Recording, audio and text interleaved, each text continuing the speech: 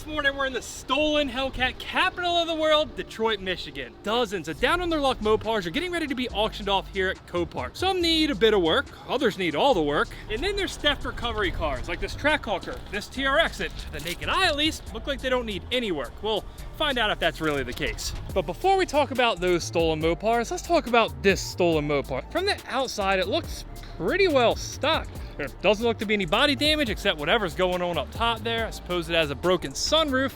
It does, however, have ET Streets on it. Drag radial, sticky tires. It's not that odd for, say, a Hellcat, but on a Trackhawk, you don't see it that often, which is why as soon as I noticed that, I had to get in and you look hot in here. Well, I'm just taking a sauna. How long you been in here?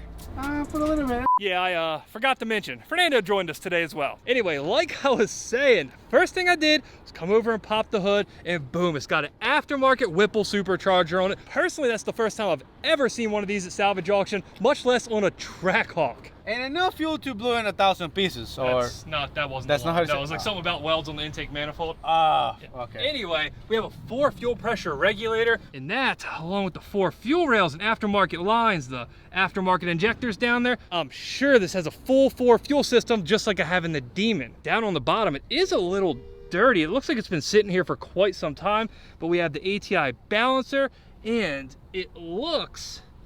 By the way, the AC bracket's cut like it's a 10% bigger version, again, that I have on the Demon. We've got a smaller upper pulley, a 265, which is tiny. At least when we're talking stock blower stuff, I'm not too familiar with the Whipples. We got a heavily covered in dust HP tuner sticker, so I guess we know what it's running for engine management. A vibrant catch can. Let's see, is there anything else we can see from up here? Aftermarket set of headers, though you have to look really hard down there. I'm not sure how great you guys can see them. What you got going on in there? I see some aftermarket lines over here. Yeah, it's true. Yeah, there are definitely some aftermarket lines in there, though I don't know exactly what they go to. That kind of looks like a transcooler.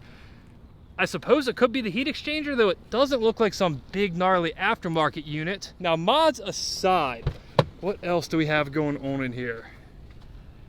Well, for one, it looks like our original assessment about the sunroof was correct. That's jacked up.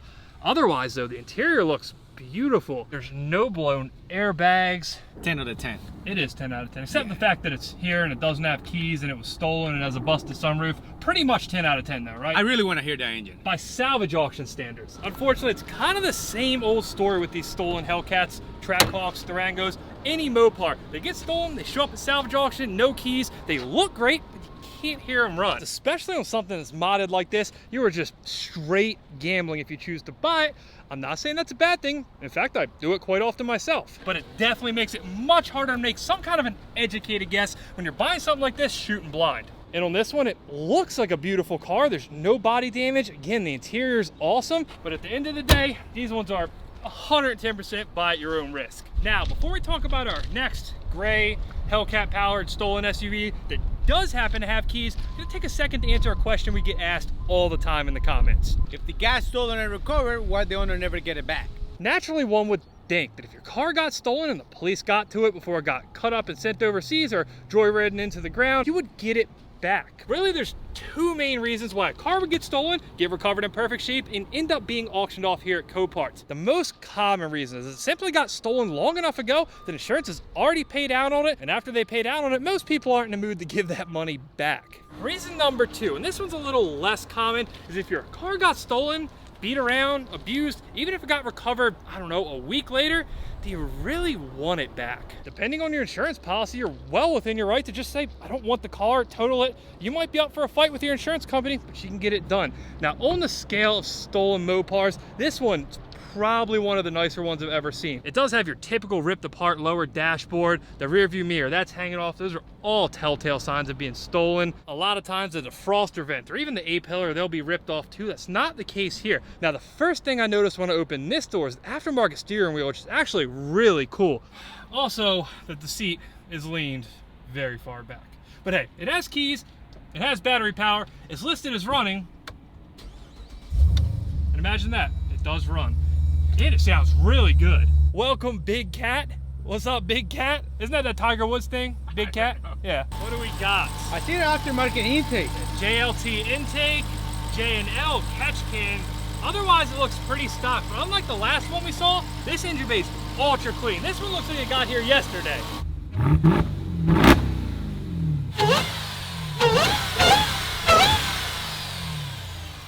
Why didn't it get in the lights right here?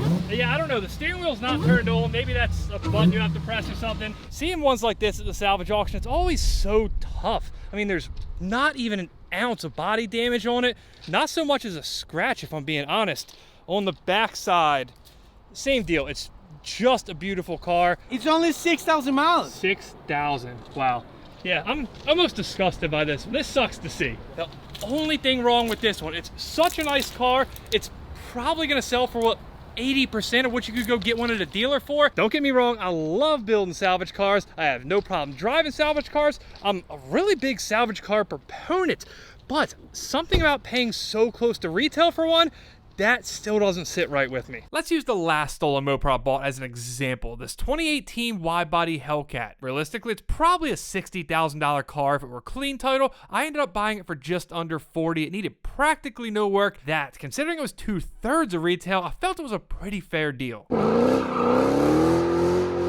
But occasionally, and I mean truly occasionally, 1 out of every 100 cars, one of these will slip by, and whenever the day comes and I see a Durango that looks like this, it goes for, I don't know, 65% of retail, is the day I own one. Now let's take a break from the stolen cars for just a second. I promise there are more, but we all know that true salvage auction cars, they're smashed. They've been hit a telephone pole, maybe a tree. This one, as funny as it is to say, is essentially your basic front end collision Hellcat. It's not hit overly bad, but you see the passenger frame rail, that's jacked up just a little bit. And because of the fact that these cars aren't overly hard to section a new front frame rail into, what I really look for when it comes to these are damage back further, to say the shock tower, or just as importantly, something that got pushed into the engine. Recently, we bought a really nasty one that hit a bridge, if I recall. It pushed the whole drivetrain back like 3 inches. That one was ugly. This one though, while it's hit pretty good, the belts are still on. It doesn't look like there'd be any major damage. I'd say at worst, it might have a broken tensioner or an idler. And in the grand scheme of rebuilding expensive cars like this, that's basically nothing. Now, where the front end could really start adding up are things like headlights, bumpers, grills, hoods. All that stuff's really expensive when it comes to these, but cost aside, it's still way easier than fixing major structural damage. Now, that's not to say this car isn't without red flags, or at least question marks. But is it Mio that has wide body wheels? Oh, it has wide body wheels. For sure, wide body wheels. That's really odd because it's not like it's missing the flares. It just had wide body wheels swapped onto it, which are far more expensive than the stock wheels. Ooh. This quarter panel damage looks similar. Yeah, I know. Were you driving a forklift around here by any chance? I can't explain. Both sides.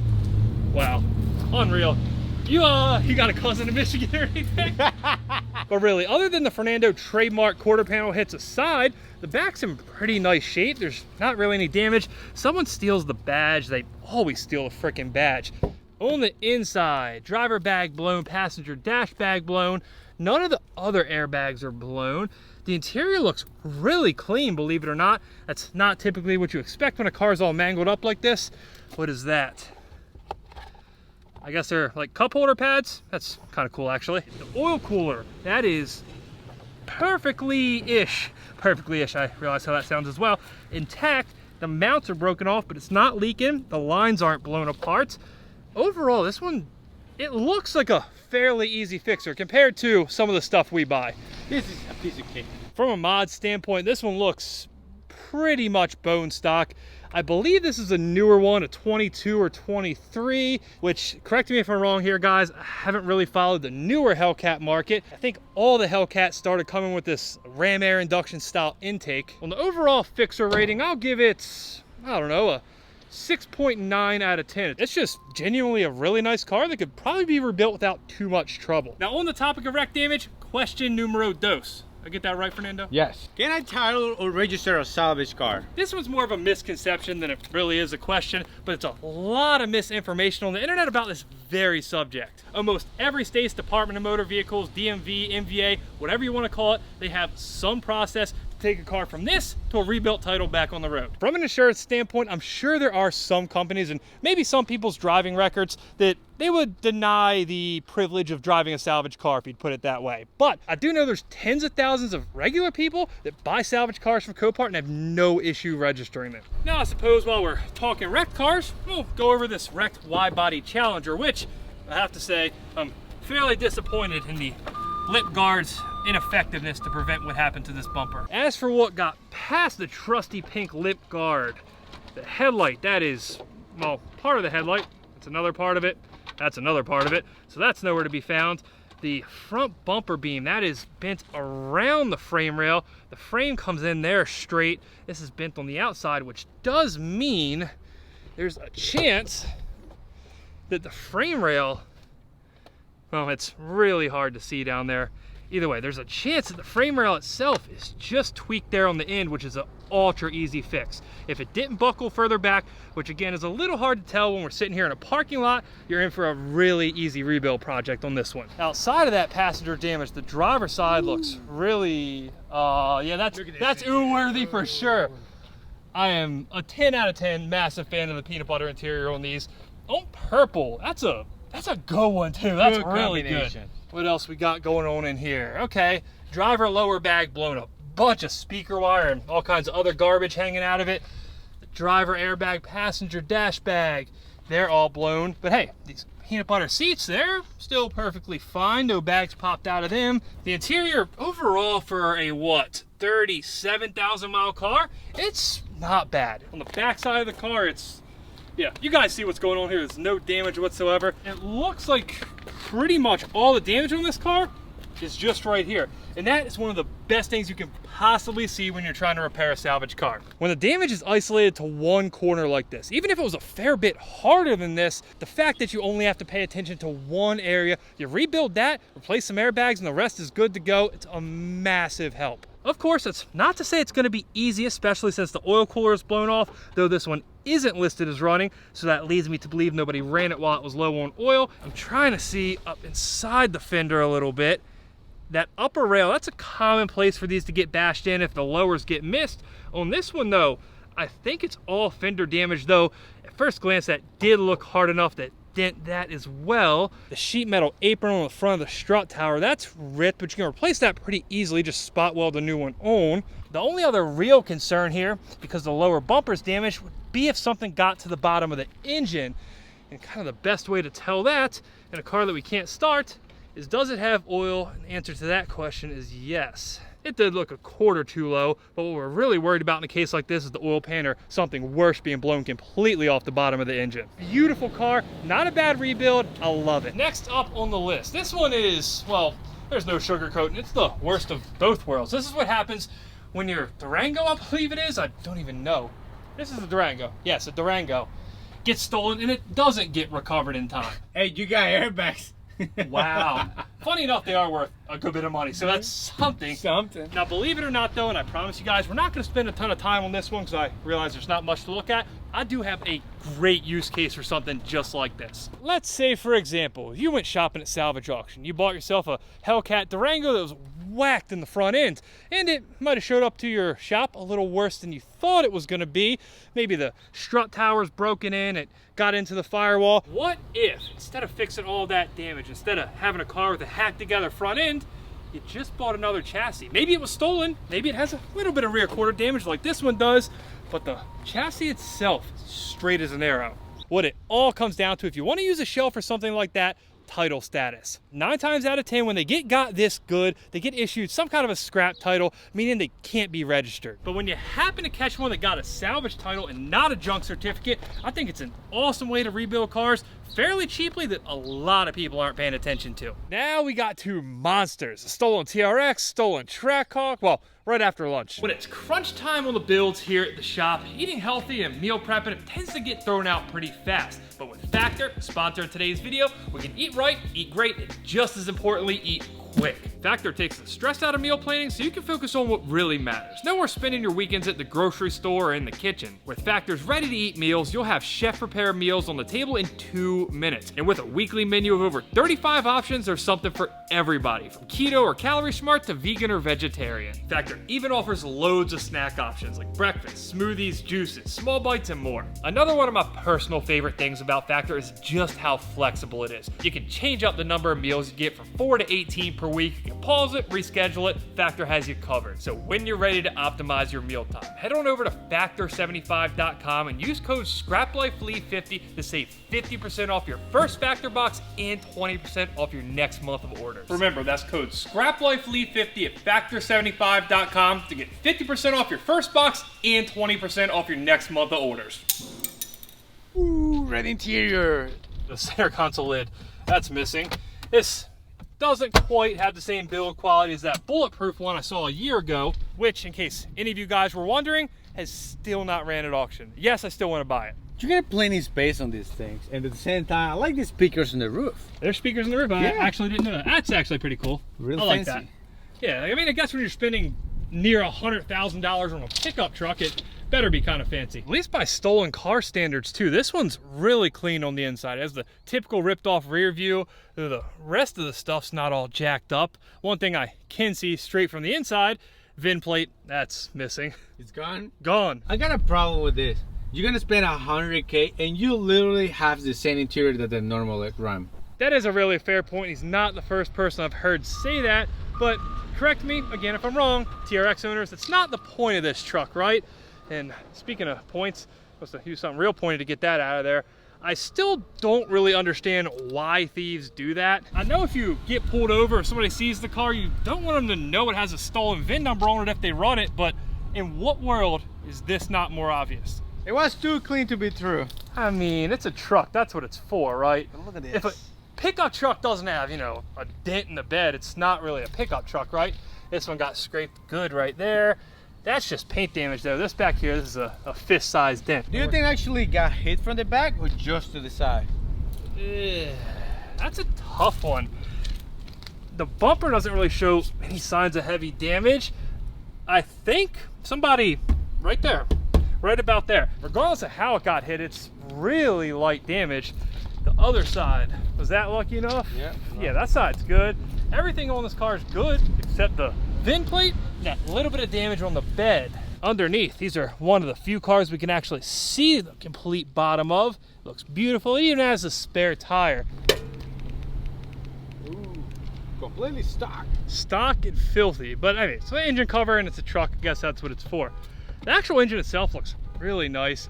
All the cars at salvage auction, they all end up, or shouldn't say all, most of them end up looking this way. Fired up. That was very anticlimactic. No, I mean, take the key and fire it up. Oh, okay. Yeah.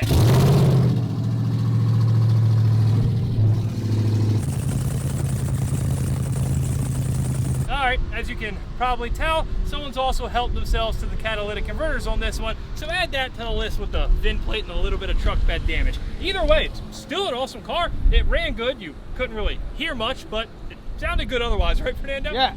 Let's be honest, you're gonna put headers in aftermarket exhaust. I don't see anything wrong with that they argument. did a favor. Exactly. Yeah. What do you say we just keep on down the line at this point?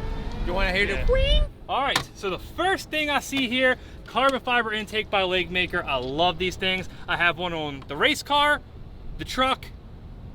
I think that's it. They're awesome intakes. Outside of that though, this one does fall kind of on the dirtier, older looking side of Hellcat engines. But the main thing I'm worried about in another theft car like this is anything missing? Did they steal the engine? That's not the case here. Did they steal parts from the engine? Is there anything that looks weird or out of place?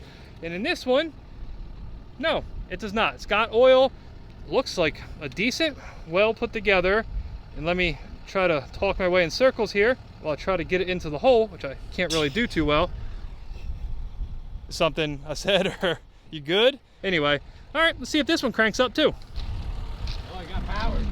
Yeah, no jump box on this one. Once again, hey, at least they did us a solid and taped up the VIN on this one. How's it looking here? Red key. They've all had red keys. Hey, did you notice that? Yes. Every car we've looked at here today has had a red key and a red key only, or no key. Now, I guess either somebody did a really bad job of trying to jimmy this when they locked themselves out, or the thieves, instead of busting a window on this one like they typically do, they decided to, is that the more professional way to steal a car? Probably. Yeah, to get into it like a locksmith. Not bad. Anyway, fire it up. Oh, I can hear myself think on this one. But it's shut off. Look at the gas. This one might be out of gas. They put some miles on it. Yeah, that to me sounded like either the fuel pump's not working or straight out of gas, which by the level indicator seems that could be the case. I don't see any damage under the car that would lead me to believe the gas tank's punctured. It does have some aftermarket carbon exhaust tips. The Tommy, haven't heard of them. They look pretty decent though. Let's see what we got going on back here. Subwoofer, which I assume is probably OEM, a set of jumper cables. Yeah, this is kind of ironic.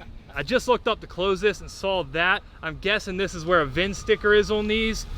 I would assume that pretty much every VIN is scratched off on here, though I do know that they have VINs on the block, and that one, well, there's not really much getting around that unless they went through much greater lengths than I presume that the person who stole this did. Really, it's the same story as every other stolen car we've seen here today, except that one Durango. That one stood out a little bit. It's really nice. There's no body damage. Oh, hold on. I just caught a glimpse of this. I thought it was a scratch.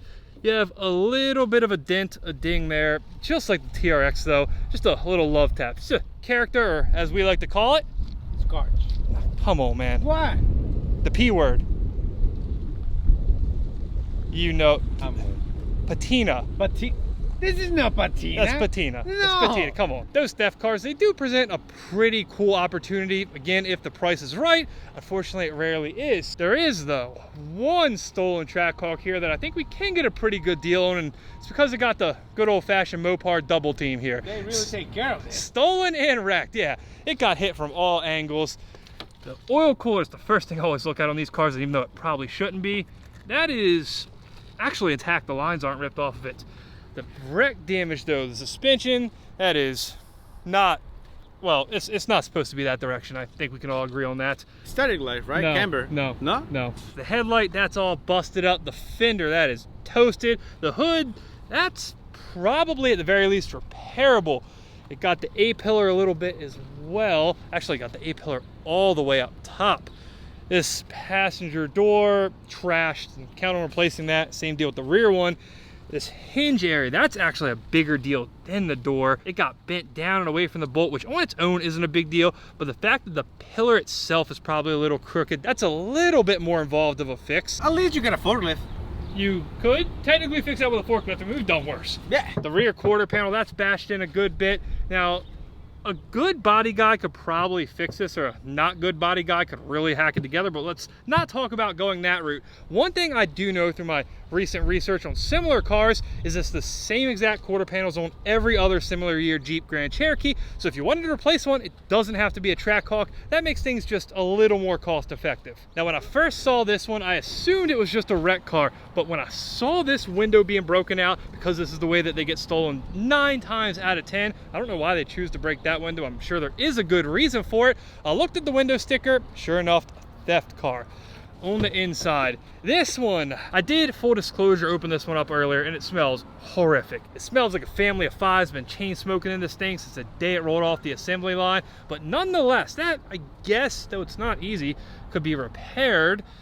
There's no blown bags. Once again, all the stuff's hanging down from the rear view mirror. We're gonna be optimists here though. If I could take a car that had a bunch of blown airbags, the interior was all cut up, it was really damaged, versus one that just smells horrible, give me some air fresheners, I guess, because I'm taking the one that smells bad. Back to the exterior real quick. I just caught a glimpse of this while looking down. I know that front passenger wheel is all jacked up, but the driver rear, that's not so straight either.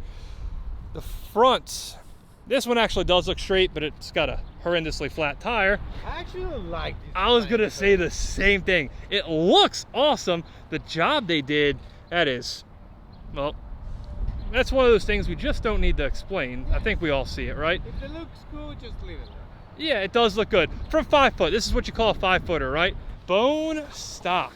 I mean, as stock as a Hellcat gets. kind of looks like a mouse started building a nest under here. Maybe this one's been sitting for quite some time, which would make sense because it doesn't have keys. There's no auction run date. Maybe it's been here at Copart for a while. The wreck damage, it looks worse than it is. As far as the passenger frame rail goes, I think everything's to the passenger side of it. Don't really have many concerns about that. It really seems like the worst part about this car is after you fix all that wreck damage, after you take care of whatever they jacked up when they stole it, then you have to recondition the entire thing. At least you probably can get it super cheap. Probably, which is the one redeeming quality here. After all, beggars can't be choosers when you're bargain basement shopping for Mopars, which we have to just be real with ourselves once more. Mopars might be the worst possible car to go bargain basement shopping for. Cheap Mopars, they always end up being ragged out, and for some just unknown reason. I've made just a regular habit of doing the exact thing that I just explained to you guys that you probably shouldn't do. This one, something's a bit different about this one. Looks pretty clean in front. Well, I was thinking more so the fact that it has a shaker hood, which means it's not a Hellcat.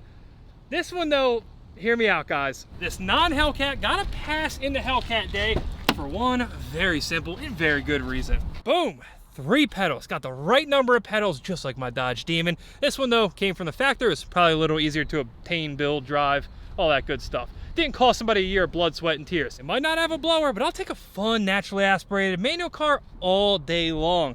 And hey, if it's gonna be naturally aspirated, it might as well have a big hole in the hood, it might as well have the shaker intake. And while it doesn't really apply to this one because as bad as the wreck damage looks in the back, the rest of the car is so nice that I'm sure somebody's gonna fix it.